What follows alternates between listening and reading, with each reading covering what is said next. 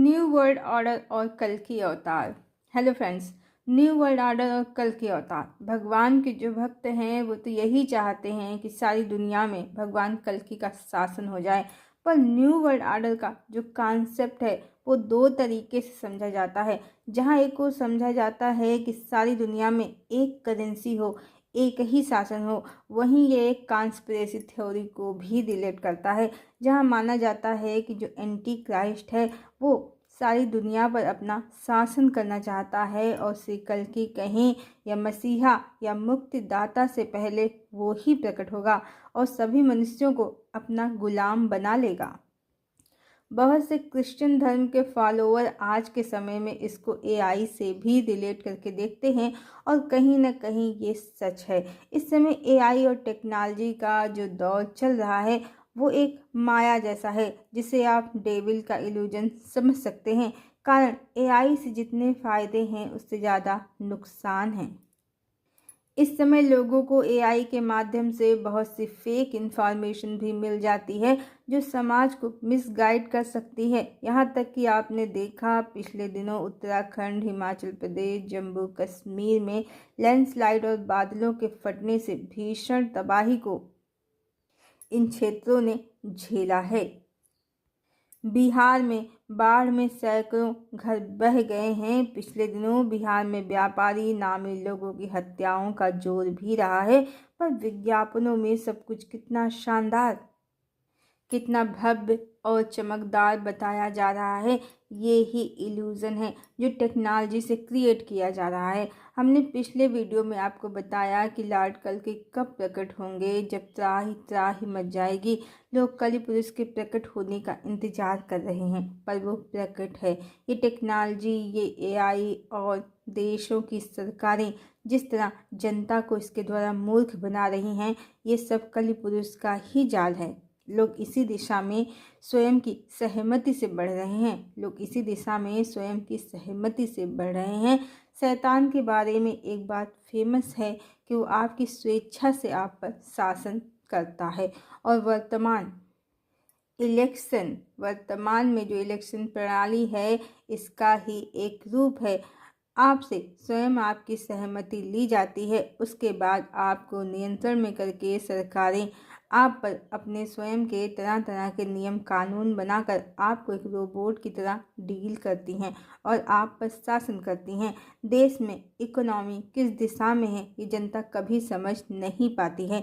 नेता लोग सुख सुविधाओं से लैस होते हैं, वीआईपी ट्रीटमेंट लेते हैं, पर आम जनता टैक्स, जीएसटी देने के बाद नौकरी, स्वास्थ्य, शिक्षा, आवास, स्वच्छ जल और स्वच्छ वायु तक के लिए तरसती है।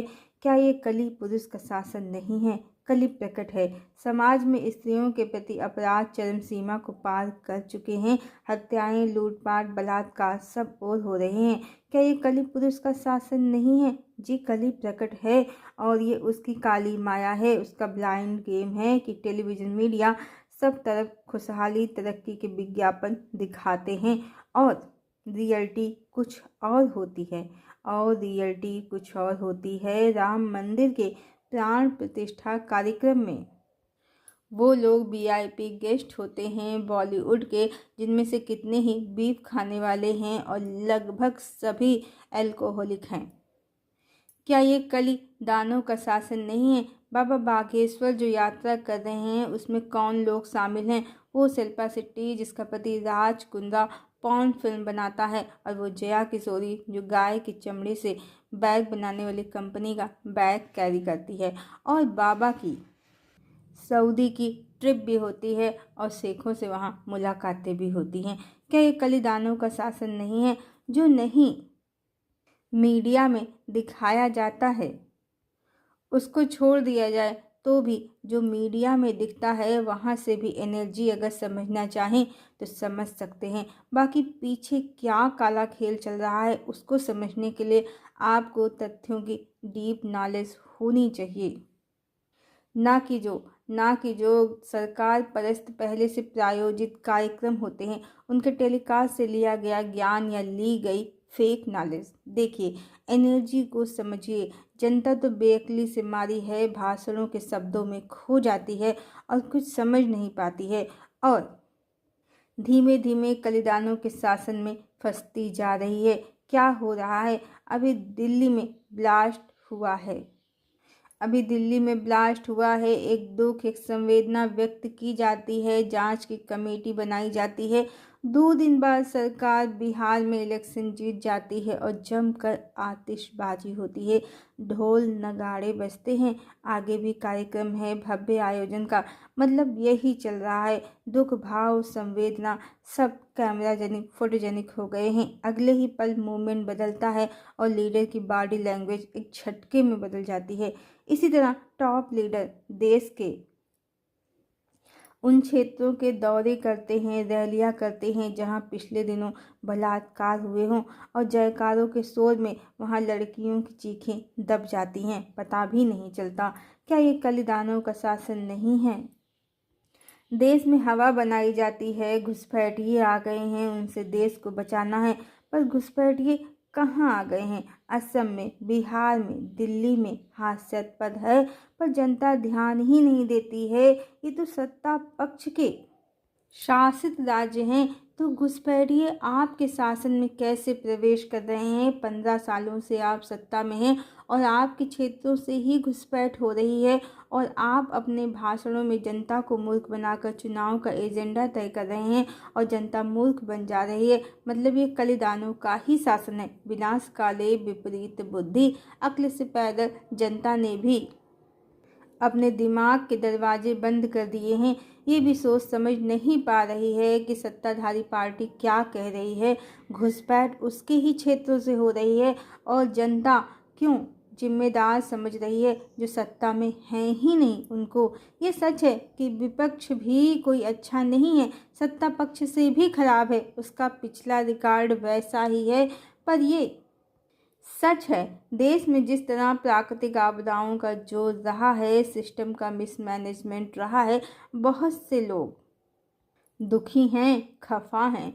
सोशल प्लेटफॉर्म पर दिखते कमेंट और रिव्यू इसकी पुष्टि करते हैं। पर वो जनता का रोज़ विपक्ष के लिए वोट में कन्वर्ट क्यों नहीं हो पा रहा है, बल्कि अब तो क्लीन स्वीप की स्थिति आ गई है। क्या ये आपको नहीं पता? जब लोकसभा के चुनाव में सरकार अयोध्या और यूपी में हार रही थी, वोट प्रतिशत गिरता ही जा रहा था, तो 1 घंटे के लिए काउंटिंग रोक दी गई थी, जिसके कारण काउंटिंग की स्पीड कम हो गई थी और झोल मार करके किसी तरह सत्ता पक्ष ने अपनी लाज बचा ली थी, अपनी साख बचा ली थी। पर अब वो सतर्क हैं और ये सच है कि आज जो बिहार में क्लीन स्वीप हुआ है वो जनादेश नहीं बल्कि ईवीएम में किया गया झोलमाल है। क्योंकि पिछले दिनों बिहार में हत्याओं का जोर रहा है। बाढ़ में, नदी की कटान में सैकड़ों घर बह गए हैं, गरीबों के घर बह गए हैं। ऐसे में सत्ता पक्ष को जो जनादेश मिल रहा है वो भी जबरदस्त। ये तो संभव नहीं है।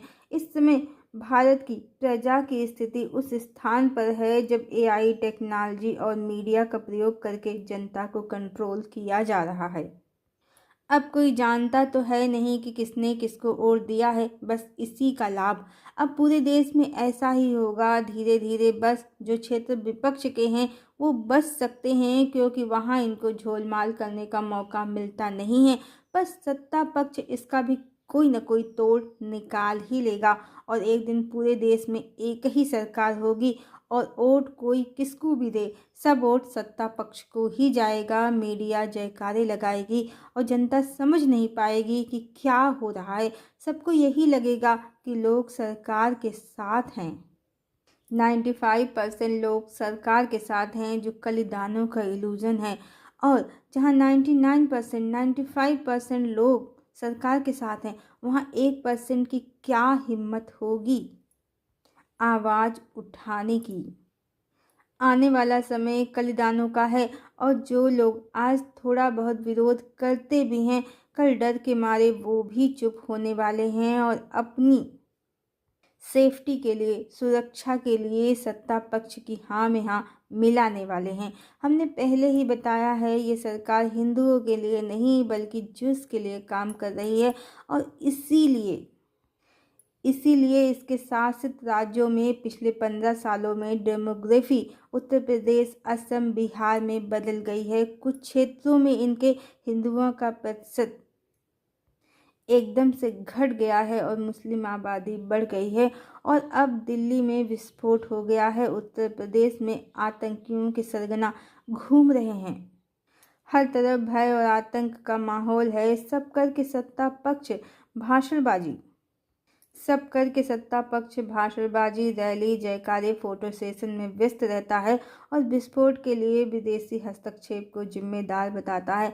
जितना समय और धन सरकार स्वयं की बड़ाई जयकारे में खर्च कर रही है, उससे कम में ही सुरक्षा के लिए कदम उठाए जा सकते हैं। पर ये सब कलिदानों के शासन के प्रमाण हैं। दिखाया जाएगा रेगिस्तान में पानी, पर निकलेगी रेत, पर होगी रेत ही।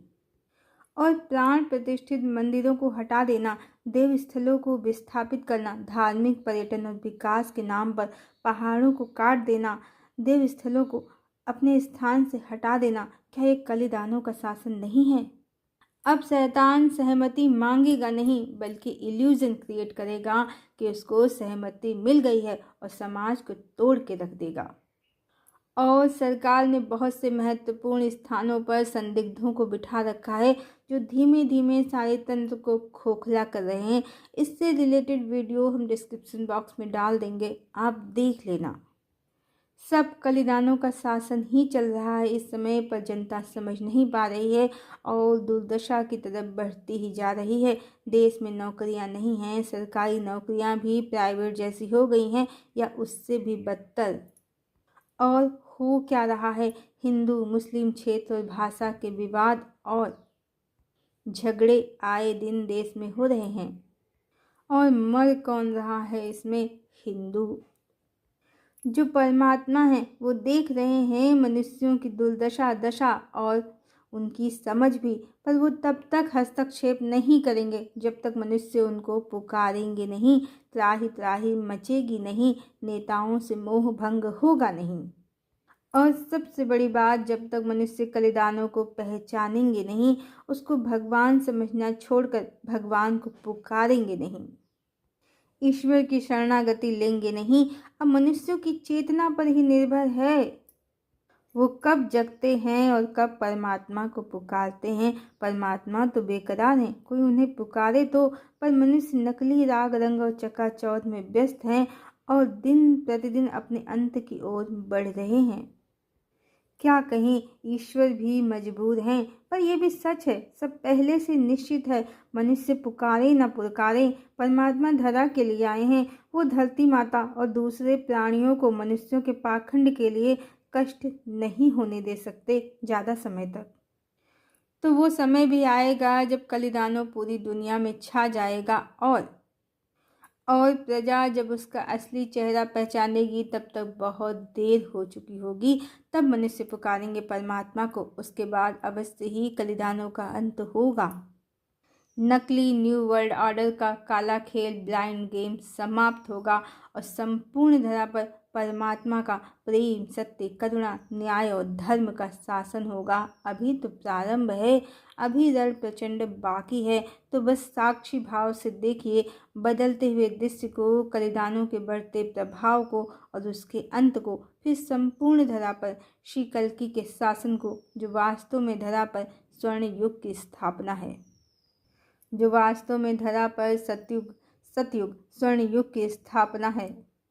सतयुग का धरती पर अवतरण है। हरिओम।